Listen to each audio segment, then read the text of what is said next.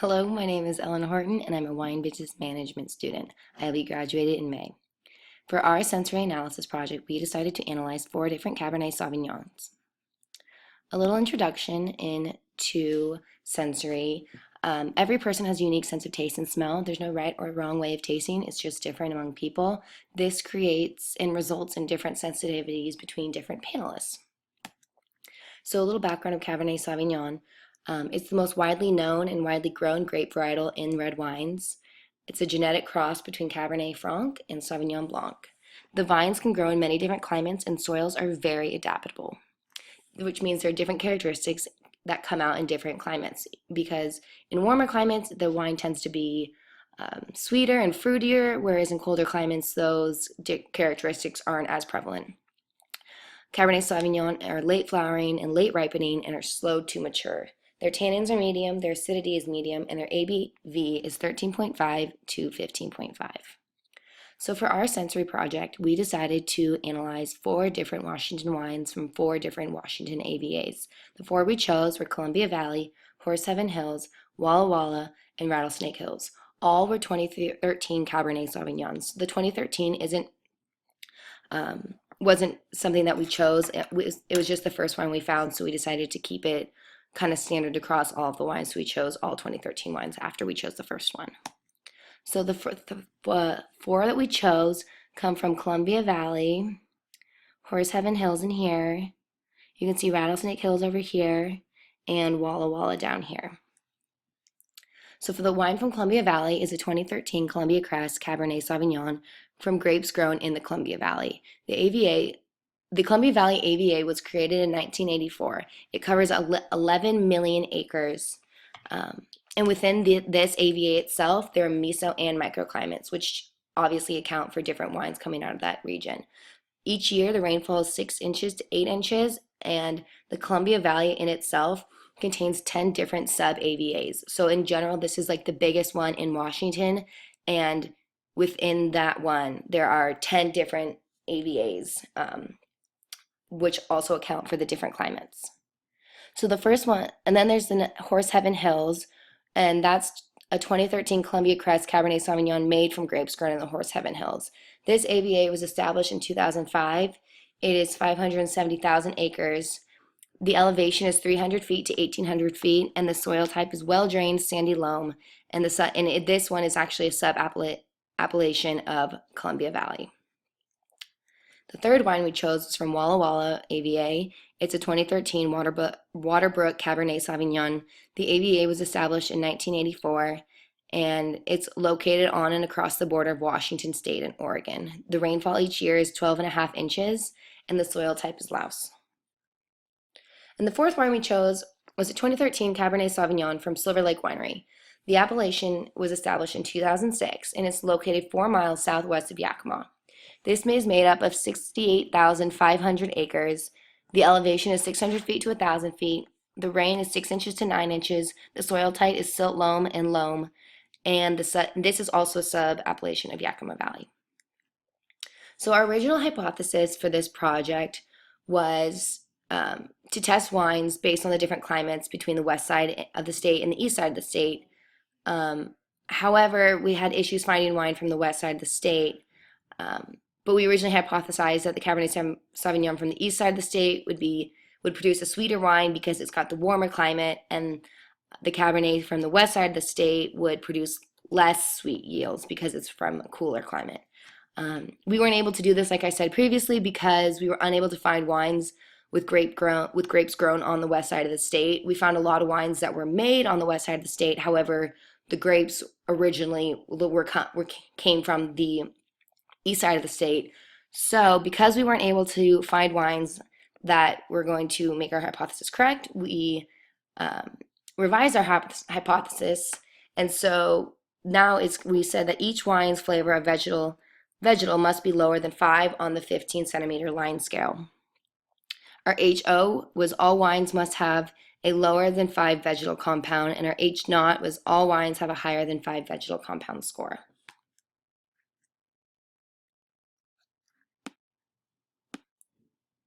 So for our materials, we used 4 different wines, and we used IGA aluminum foil. We used Signature Home Party plastic cups. We used a standard wine opener, 1 ounce shot glass, a standard black pen, and a standard 11 by 8.5 inch printer paper. And that was our ballot. And we used the shot glasses to measure out 2 ounces of wine. So we did that twice. So we filled it, poured it in our cup, filled it again, poured it in our cup. So our panelists were aged 21 to 22-year-olds, women, and we were all regular drinkers of Cabernet Sauvignon. On average, we drink about 2 to 3 glasses of wine a week, and we all prefer red wine. Our panelists are familiar with different red wine varietals and kind of understand how to pick out different key attributes in wine. And our last similarity is that we were all wine business management students. So for our sample preparation, we served our wine at room temperature at noon. We served it at room temperature because that is the way red wine is most often served, and so we wanted to keep that standard for everyone.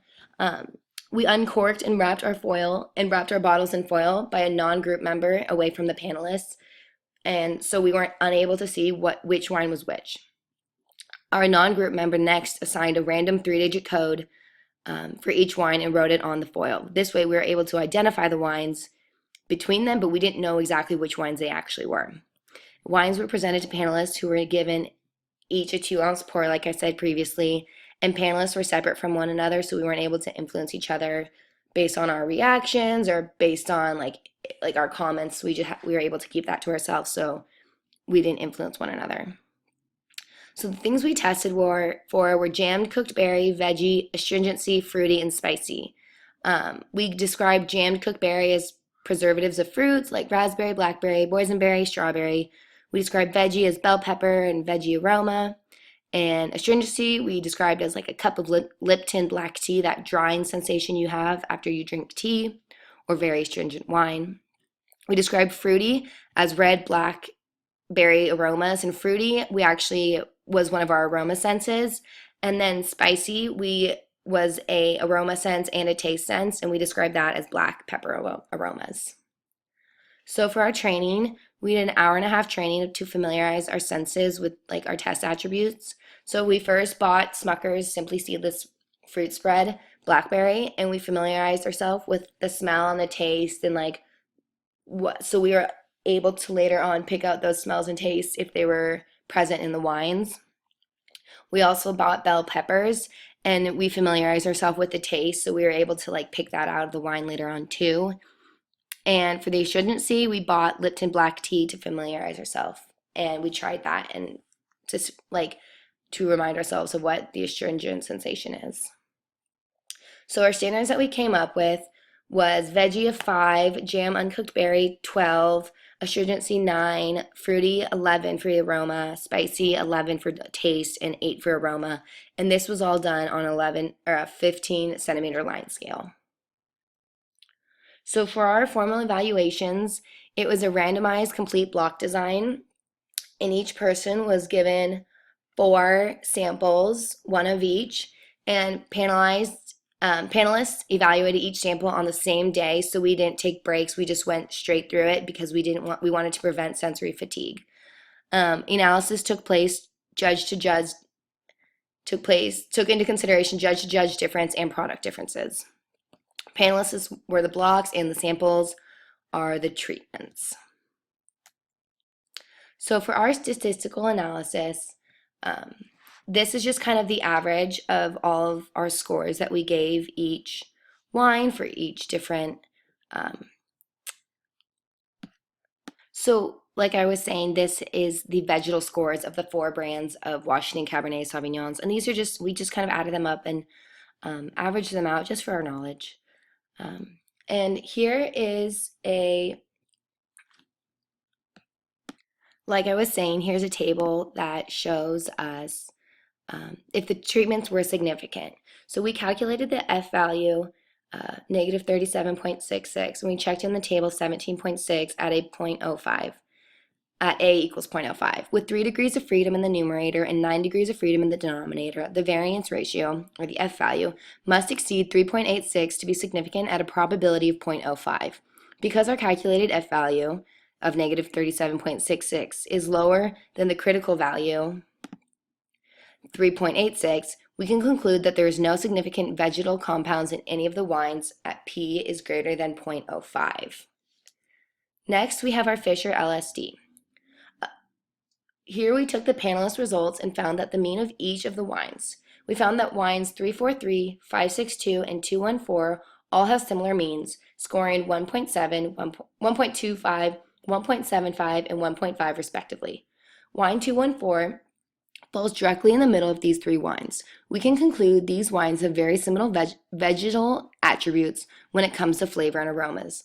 Wine 189 was not grouped with the other three wines because the mean was much higher, resulting in a score of 2.25. We can suggest that this wine has a stronger vegetal attribute. So overall, our results, after we figured out all of our results, we unwrapped the wines. We found that wine 189 was the Columbia Valley, 567 was Horseheaven Hills, 343 was Rattlesnake Hills, and 214 was Walla Walla Valley.